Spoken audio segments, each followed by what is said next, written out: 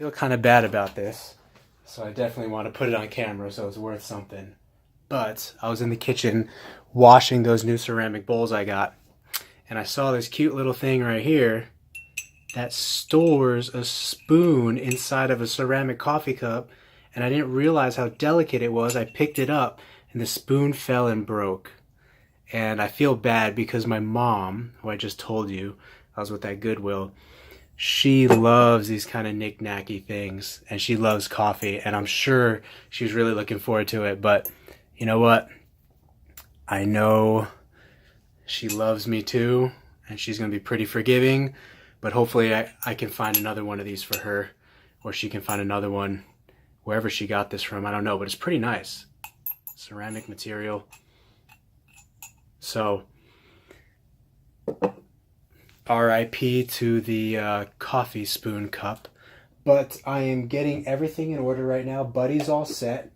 I made the decision to use the black bowl for water because I still think the white bowl will tip over too easily. And especially if you're gone, let's say you're going on vacation for a couple weeks or something, you want something that's going to last. And I think that black bowl will last really nice. So here's the white bowl.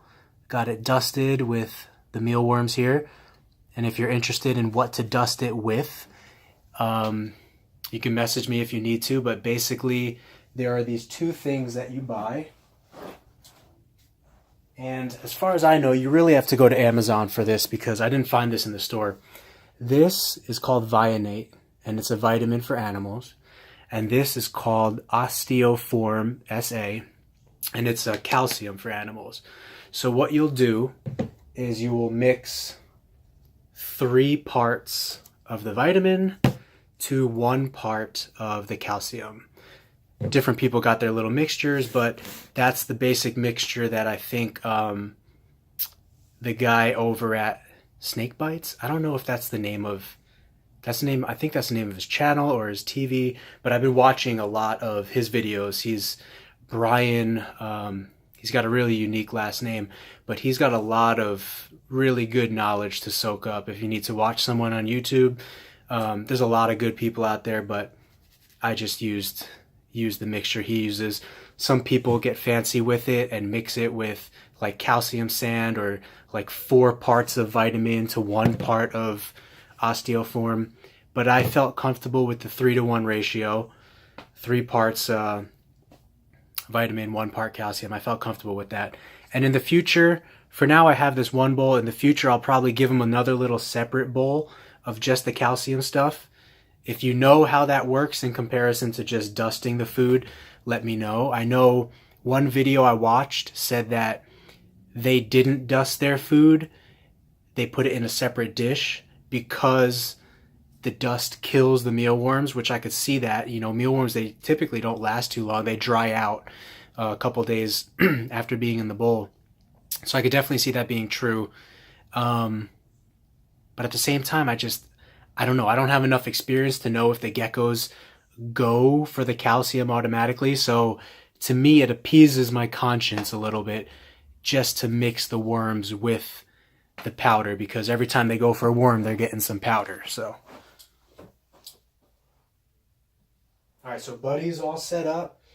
I put calcium.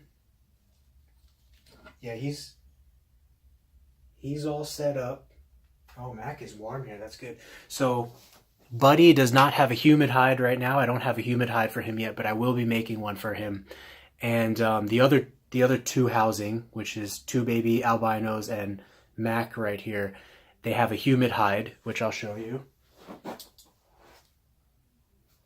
It's a really simple plastic tub that you just cut a hole through, and you want to burn these edges with a lighter so that they're smooth. So this isn't cutting my finger right now. And I just used peat moss that I bought from Walmart. They were clearancing it for $1, a big bag, like a huge bag for $1. And then I spray it down with water every couple of days, and that's good for him. He's really warm right now, which is good. It tells me that, and he was basking on his little the hot part of the glass. So that's good. He's been settling in. I got him a couple weeks ago from a guy that was looking to downsize his collection. And like I said, he was $150 as a baby, which is a fair price for a baby. You know, that's pet shops. Anytime you see like a couple genetics inside of a leopard gecko, that maybe doesn't mean too much to a personal breeder, but at a pet shop, they're going to rocket that like crazy because they need to make money. That's their business. You know, I'm not cutting at them for that. That's their business. And one day I would actually like to open up my own reptile shop. But the fact of the matter is, if you go to personal breeders, you're going to get a lot better prices. However, you have to pay shipping, and that can be a big problem. I have yet to go to my first reptile expo, but look for a reptile expo in your area. I'm really excited. There's like 3 of them coming up in the next 6 months here in the area that I live in. And I can't wait to go because basically you get personal breeder prices in town. You know, these famous and very expert breeders come into town and they make beautiful creations like this guy and sell it to you for a very reasonable price. So there is Max normal eye, and there's his dark eye. You can see it's all black. All black. Beautiful. So a couple morphs, a couple mutations of the leopard gecko. Leopard geckos are typically black and yellow and banded and spotted. But there's a lot of different mutations that have come about through breeding across the years. I don't know why I just did that, but breeding across the years. And how can you go from a bright yellow and dark black gecko to something like this, showing almost no black except in his one little eye right there? It's pretty amazing. It's amazing stuff what these guys do. And I will more than likely shoot a genetic video one day because I studied so many genetic videos and I have a lot of genetic information that I printed out from offline, and the subject just really intrigues me. And I want to pass that knowledge along when I can. But for now, this is my first video, and so I'm just kind of getting my toes wet with this. There's that black eye again. And so with this guy, like I was saying, he could be one of 3 different morphs to my knowledge. One, there's a morph that's called a blizzard. And a blizzard morph typically takes all the pattern out of a leopard gecko and turns him grayish or yellowish or whitish. As you can see, this guy's very white, almost pink, which brings me to the next point. When you take that leopard gecko and you breed his babies in a way that their babies will come out albino and blizzard at the same time. So what the albino gene does, as you can see, my eyes are very dark. I am very non-albino. But what albino basically does is, it's a fancy term for, it takes the darkness out of your features. So if you see an albino cat, it's removing the black. I don't really think it removes other colors, because you can have albinos, and I'll show you. You'll have albinos that have yellow appearances and whatnot, but it removes the black. And that's why I don't know. I have to do more research of why, if it removes the black, some albino blizzards still have black eyes.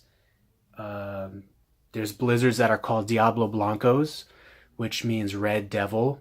No, Diablo Blanco, white devil. Sorry, but they have red eyes.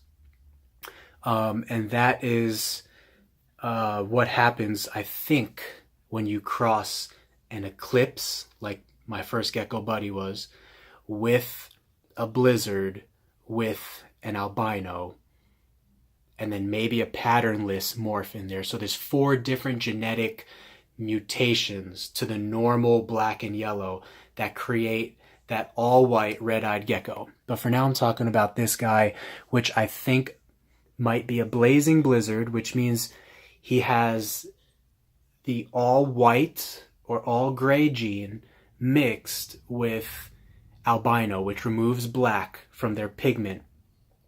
And so because of that, they end up really pinkish white, which is kind of what he is. He's pinkish white. He's really beautiful. That's actually why I named him Mac. So I'll give you a little insight into why I named him Mac, because there is a morph of leopard gecko out there called Mac Snow. And when you breed a Mac Snow to another Mac Snow, you create a super Mac Snow. And it removes all the the normal yellow coloration of the gecko, and it creates a beautiful Dalmatian look.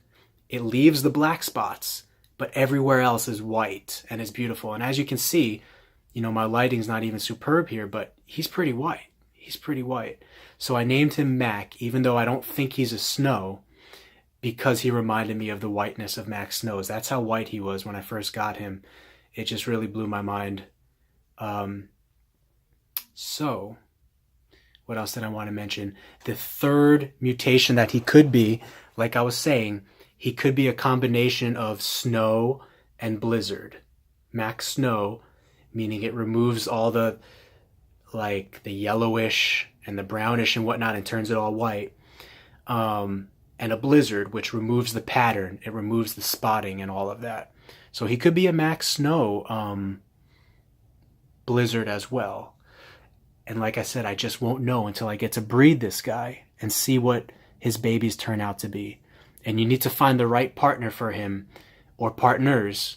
It's a good thing about males. You can mate them with multiple females, creating 2 different clutches of offspring with 2 different females, one female being albino, one female being a snow, and seeing what comes about of it, seeing what happens with the babies. If he has snow gene inside of him, and you breed him with the snow, you're going to get some super snows, which are an enhanced form of the snow. The snow form is kind of like a faded leopard gecko look, but the super snow is a completely different look. It just removes all color completely besides that black pigmentation, and it's just awesome.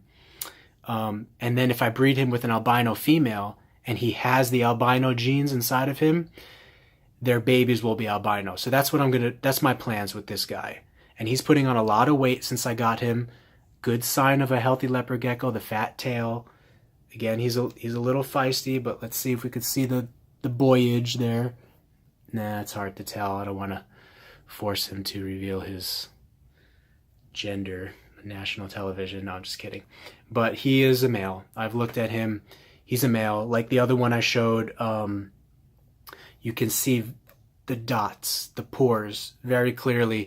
And if again you need a still picture of it, because I know I wasn't able to get a still picture for you guys, check out a picture online. Just do a Google search for male versus female leopard gecko, and it will show you clearly the V shape that you're looking for and the bulges, as they say. But even females have bulges a little bit. So to me, what really does it is the V. The V is very pronounced with the males.